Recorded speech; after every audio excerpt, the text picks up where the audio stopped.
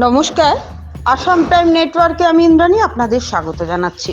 ঐতিহ্যবাহী ফুলবাড়ি জিপি ডিলিমিটেশনের পর এই জিপিকে খণ্ড বিখণ্ড করা হয়েছে।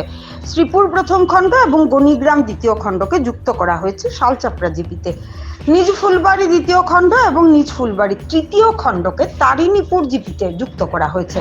তা কোনোভাবেই মেনে নেওয়া যায় না। এ বিষয়ে শুক্রবার কাছাড় জেলা পরিষদের সিইওর কাছে স্থানীয় শতাধিক জনগণের স্বাক্ষরিত দাবি ও আপত্তি পেশ করেছেন প্রাক্তন জিপি সভাপতি ইকবাল আহমেদ বরভুইয়া। সঙ্গে ছিলেন মানিকলাল রবিদাস, জয়নুল হক বরভুইয়া।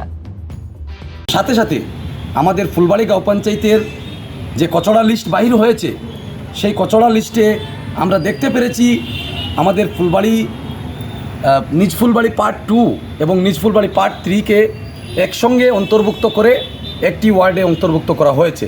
যেটা আমরা দেখতে পেরেছি যে যে ভোটারের জনসাধারণের তুলনায় আমরা আমাদের এই ফুলবাড়ি গাঁও পঞ্চায়েতের যে নিজ ফুলবাড়ি পার্ট 2 এবং পার্ট 3তে অলমোস্ট প্রায় 3,000 জনসাধারণ রয়েছেন। সেই হিসাবে আমরা আজকে এখানে আমরা জেলা পরিষদ অফিসে এসে আমরা আমাদের চিফ এক্সিকিউটিভ অফিসার মহোদয়ের কাছে আমরা আজকে আমাদের এই অসন্তুষ্টির আমাদের এই মেমোরেন্ডাম আমরা জমা দিয়েছি এবং সাথে সাথে আমরা ডিসি মহোদয়েরও আমরা দ্বারস্থ হয়েছি এবং আমাদের সার্কেল অফিসার মহোদয়েরও আমরা দ্বারস্থ হয়েছি।